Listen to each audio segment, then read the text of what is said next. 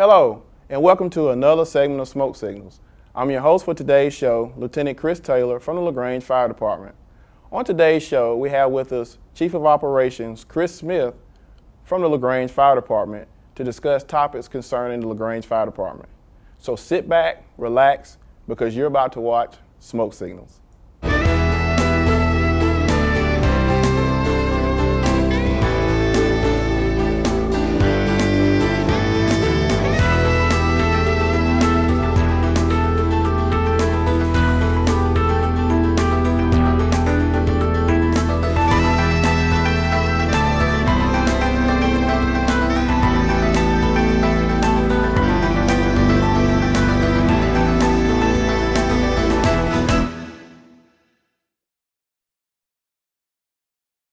Welcome back.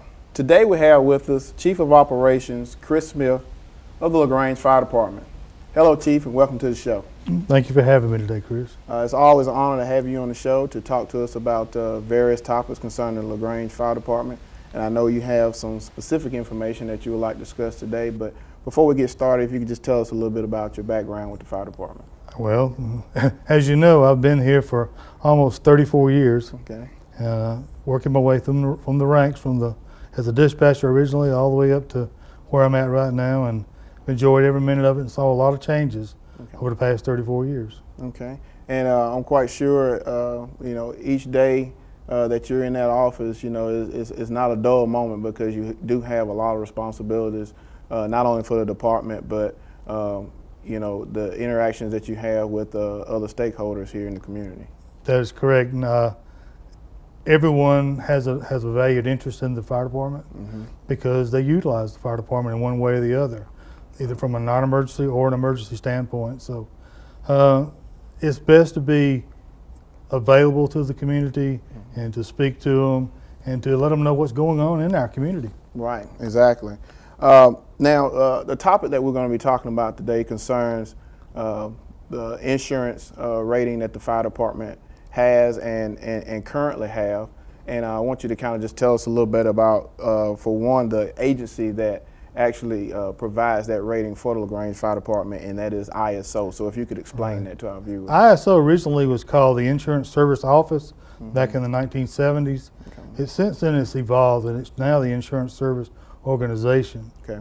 Now, think about this. Growth is good to a community, but growth in and of itself, it brings in valuable resources. It brings in a lot of things, and it actually causes your population to increase. Right. It causes your responsibilities to increase as well.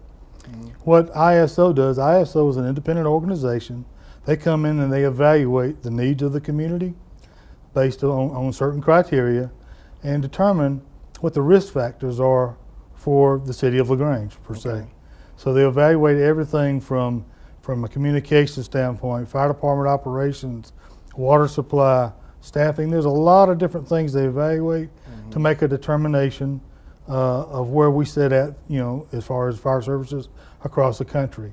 Okay. From that is how an insurance agency or insurance company can determine what your rate, your homeowner's rate, or your commercial fire insurance rates will be. And it'll be significantly lower the lower your classification is. Okay. So basically, the insurance rating is not only a benefit to the department, but it's also a benefit to the community as a whole that can take advantage of having a lower insurance premium based on what the rating is. That's correct. Not only does it affect your residential, but as I said, your commercial, and it's an incentive for other businesses and companies to actually come into our area because of our public protection classification. Okay. Now, let's talk about another area that we want to discuss, and that is the private protection classification. If you can kind of tell us a little bit about that. Right, that's the PPC, private protection classification.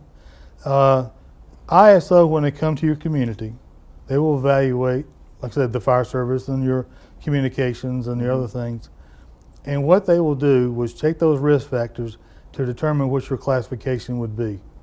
There's a range from 1 to 100 points that you can gain up and down the line with the public protection classification. You'd be a class 1 if you're in the upper 90s to 100. a class 10 if you're from 0 to 10 points. Okay. So it's just reversed. The lower the class, the better you are. Class 1 is the epitome of all public protection classifications, is what we all aim for. Okay. And you know, and that's good to know, because you know, across the country, the fire departments are evaluated based on those criteria that you've already mentioned, and it's very difficult, I would imagine, to have a real low classification. And explain to us, you know, how difficult, or what are some of the challenges that you might run into by trying to get a lower classification? The challenges are affected by the growth of the community, station output, station location, staffing, apparatus, the needs of the community changing with prevention laws, prevention codes. You have sprinkler buildings, you have larger complexes, you have more of a tight-knit communities, your road network, it's all an evaluation component of it. We're fortunate in LaGrange because of our classification. We did receive a Class 2 classification. Okay. What that Class 2 classification means, we're in the upper 1.2% across the United States and the upper 1.9% of all departments across the state of Georgia. And that's something that we're very proud of. And we should be, because it's not an easy task for us to, you know, for any department to try to get down to a Class 2 rating when it comes to the insurance evaluation. It's true. There's a lot of hard work that goes into it. It's not just the work of the fire department. There's also Troop E911, the dispatchers, all the personnel in the fire department, the GIS personnel for the city that do all the mapping and the hydrant mapping and the coordinates there, the water department.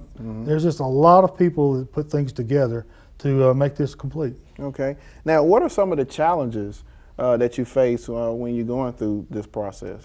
Well, I've been fortunate, or unfortunate, to have went through the ones in 1985. We went to a Class 3, then 2002, and then today. And in 85, we were 3 stations with an aerial truck and a squad unit. We had, you know, a lot of personnel. We went to 2002. We went to still at 3 stations, but we were fixing to expand to 4. And now we've expanded to 4 stations. Our call volumes have increased. Our territory has increased. Our, you know, the road network has changed. Right. Our water system has done very well. It's increased. Our communication standards have increased. We've went to the 800 megahertz radio. So there's a whole lot of things that have been into place, and they're all challenges in and of themselves. Right. But it's something that we tried to overcome. Okay. And let's talk about the fire department evaluation process. Can you explain how the evaluation starts? I mean, from day one, you know, how do you find out that you're being evaluated? Day one in January or early February of this year, we received a letter from the ISO office that we were up for our 10-year review. Okay. Our 10-year audit is what they call it. And they gave us a list of things, information that they need as prerequisites for them to come in and do an evaluation. Right. Of those things, they had a list of all buildings that were across the, you know, in the City of LaGrange that we had to evaluate based on height, square footage, whether they what protection they had, sprinkler protection, alarm protection, and we had to make an evaluation of those, which took quite a while. Right. Then they wanted certain water supply information as far as hydrants are concerned, locations, distances from other buildings. They picked out target hazards, and we had to evaluate to create what's called a GPM needed fire flow. Okay. And so we had to do all that work, and that's a lot of legwork. And then they gave us a manual to go by which had exhibits. Now, we had to have all those exhibits available to the auditor when they came. And the auditor came in, and as they asked for something, our team was available to get the information, pull the folder, give it to them immediately without hesitation. And it's preparation. Okay. Now, as far as the rating, the Class 2 rating that the department currently has, how is it different than the last rating when they were evaluated? When we were evaluated in 2002, we had, like I said, 3 stations. They had the one downtown plus the 2 satellites. Well, now we've actually got 4 satellites that converge on downtown, so our territories and our response times decreased, which is what a goal was. Right. Decrease the response times and get a faster response and a more expedient and a more efficient response. Okay. Those things were achieved. And our water supply, it changed. It actually increased. Our ability to fight fire changed. Our tactics and our operations changed. Right. Our staffing levels, they changed. Our training enhanced. It had to enhance. It had to change. Right. So we had to undergo the way we did things before, not the way you have to do things anymore. Right, and you know just as well as I do, the fire service is ever changing. And you know, there are situations that occur globally that may affect us in the long run, and we have to take the proactive measures to make sure that we're moving towards that direction, even though we may not be able to comply 100%, but we're making progress of trying to get the compliances that we need. Right. One of the biggest challenges that we face in the fire service that is affected by the ISO is the fact that we respond to not other calls for service other than just fire calls. Right. We respond to a lot of EMS calls. Probably 70–75% of our calls, if not more, are EMS related. Right. Well, that taxes the fire service as well, and those are things that are evaluated, as well as automatic aid. We cover automatic aid areas into the Troup County area. So those things are evaluated as part of the components, and they're all part of that risk factor. Right. And you know, and you're right, risk factors are things that we always have to sit down and evaluate, because like you said, what we did yesterday may not be applicable to today, and we have to be able to adapt to changes when they do come about. There's an old axiom that says the more things change, the more they stay the same. Exactly. And that's just, everything works in full circle. Okay, all right.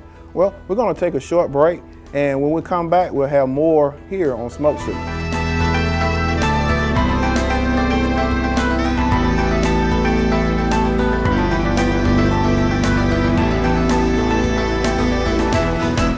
Welcome back.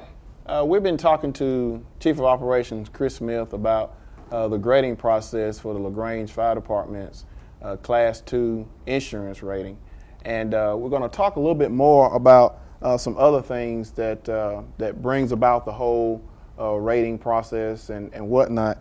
Let's talk about what was the grading process for the fire department. As I said earlier, we're divided into really 4 basic categories. You have the handling of the alarms themselves, or the communication side. Right. You have the fire department operations side. Then you have the water supply. There is a 4th component. It's called divergence, which is the difference between the 2 times a percentage point that they'll subtract from the end. Okay. But in the communication side, they go to 911, and they want to see the number of dispatch circuits they got, the number of telephone lines coming inbound, the number of operators, the schedule of the operators on a daily basis, right. Emergency power, whether or not the system is monitored by a third party for integrity. Okay. Something new this year is that integrity monitoring. We were very fortunate in those categories to have all that information, and we got a good rating on that. Okay. Receiving of the calls, the dispatchers, and everything, especially being in the new 911 center, helped out a great deal. Okay. The second component is the fire department itself. They looked at every engine company that we had, every piece of equipment that we got on the trucks, evaluated against a standard. They looked at the locations of those trucks. They looked at the staffing of those trucks, taking into consideration how many people were on vacation, how many people were on Kelly Day, how many people were out sick on an annual basis, what the averages were. They looked at the 10 fires at random to see how many people actually on the scene at any given time. They had to meet a certain criteria, a certain standard. Right. They looked at the pump capacities of the trucks, the pump tests. You know, that was an arduous process for us to go through the pump testing on an annual basis. We achieved that. They look at our ladder company, our staffing of ladder company and the equipment they carry. They also look at the reserve units we got in case the primaries go down. Right. You had to have all the reserve equipment, and it had to be equipped exactly like the primary pumper was. Okay. Then they look at the distribution of our personnel, the location of the stations, emergency power, emergency generator, the radio system, the backup radio system, the redundancy that's built in case something happened. 800 megahertz back to VHF for backup, to UHF, wherever it may be. They looked at the company personnel, the amount of training per hours per person. We average well over 240 hours per person in training. The number of night drills, number of day drills, the number of company or multi-company drills. They looked at things like our training facility, the jump tower, drill tower, our evolution trailer, our LP system, our hazmat training, our driver training, company officer training. There's a lot of things that went together for this particular rating, just on the fire service side of it. And then they looked at our facilities and where we needed to improve in those areas there. The third component is the water supply.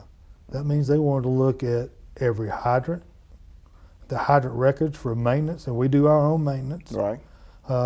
The inspections, where they were greased and lubed, the flow test results, the flushing system that the city has, and then they go to the water department and look at the daily water distribution to see what times of the day are the most vulnerable, the water capacity and stored water capacity, because we have all these water towers around town. The redundancy in the way our lines are built and looped back together to give that redundancy. The size of our lines, the condition of our lines, actually the condition of our hydrants. So they have a 4.5 steamer connection and two 2.5s. And 20 years ago, that most of them had just the 2.5s on the side. And now we do that. Well, and also they looked at our firefighting equipment, and we run 5-inch hose. That 5-inch hose equated to having an above ground water system, and they were allowed us to become closer on our hydrant spacing. They look at that hydrant spacing, whether it's within 1,000 feet of a building, what the GPM flows of that to determine we have adequate water supply. So a lot of things went together to make this happen. Probably one thing I didn't mention just a minute ago was our fire prevention efforts and our inspections of all facilities, our pre-fire plans of all facilities, and we got good grades across the board on all those, which helped us maintain that Class 2 rating.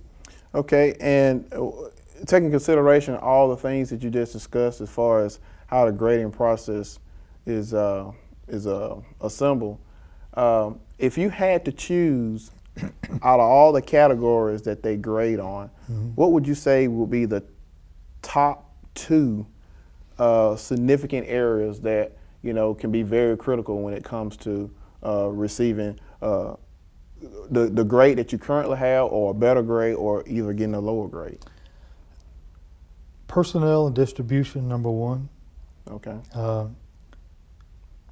That's big when they want X number of people per unit per day. In the economy the way it is, we may not be able to operate with 6 people, but can we manipulate and get 6 people on the scene to compensate? And we have to make alternate arrangements to have personnel from other locations to make up that particular staffing deficiency. And we did that.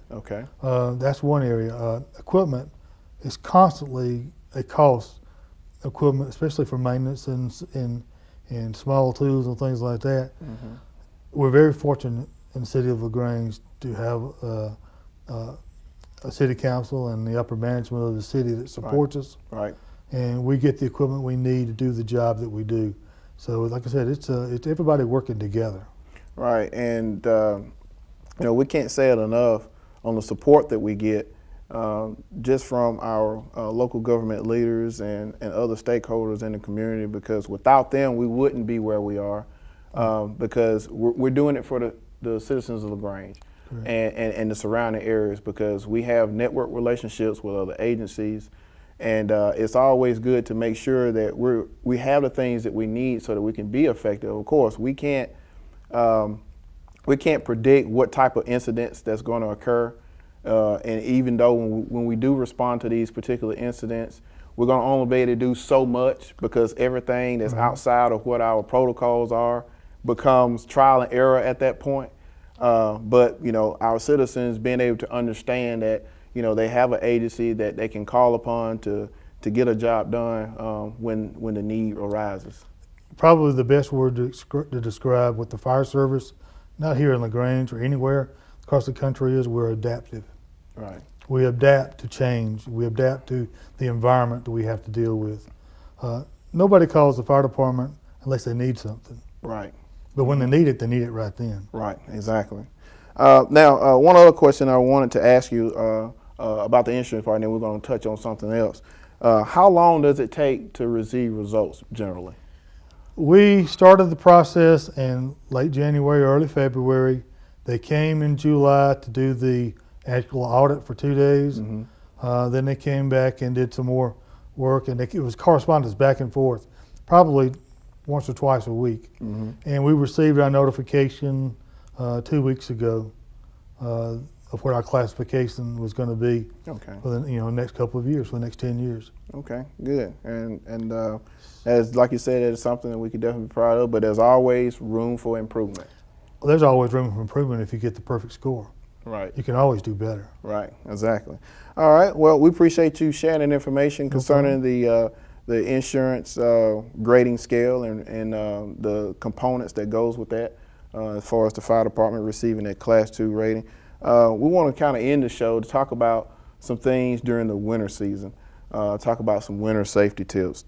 What would be some things that our viewers need to be mindful of during the winter season that they need to do to protect themselves during the winter season? What we've already saw in the trend across the country is when the weather makes an about turn and a change from the warm to the winter, it doesn't gradually go anymore. It's one day one thing and one day the next. Right. Be sure your heating is a big issue. Right. There's a lot of heating issues with open flames. Some people still prefer to use candles, even though I wish they wouldn't, but they will use candles. Right. And sometimes things get too close to some of the heaters. And just the maintenance on your equipment you have at home, get it maintained and in your proper way of operating. Right, and you talked about candles per se, and one of the things that we want our viewers to understand is to supplement using candles, and I know there's times where you're going to use candles for special occasions and things of that nature, but flashlights, if your power go out, use a flashlight instead. Make sure you have working batteries in your flashlight so that you don't put yourself in a situation where a candle may accidentally tip over, get knocked over, and cause a fire to occur. And then also, not to mention, having an escape plan. And that's at any given time, because if you do have a fire emergency in your home, you want to make sure that everyone is able to get out in a timely manner. Yeah, we can talk about the residential need for fire safety and the residential need for evacuation plan. Your business needs the evacuation plan as well. Exactly. Your business and your church and your school. So everyone needs to know how to get out, where to go, and how to be accountable. Right, and accountability is a key thing, because when you talk about the winter season, we're subject to have all types of variable weather conditions. It could be cold, it could be freezing, we can have snow, we can have hail, we can have thunderstorms, tornadoes, you name it. We can have a combination of those, and hopefully we don't have them all at the same time, but it has happened. the situation is, make sure you monitor what's going on around you on a daily basis. That's true. Monitor the conditions. Listen to your weather broadcasts. Nowadays, it's so easy to have the weather apps on your phone. Right. Or the notifications through the phone lines, or 911 offers the service where they'll notify you of weather updates and what's going to happen through your telephone. There's a lot of different ways that are out there. Take advantage of it. Yeah. And monitor your surroundings. Exactly. Well, Chief, we want to thank you again for taking time out to be on the show.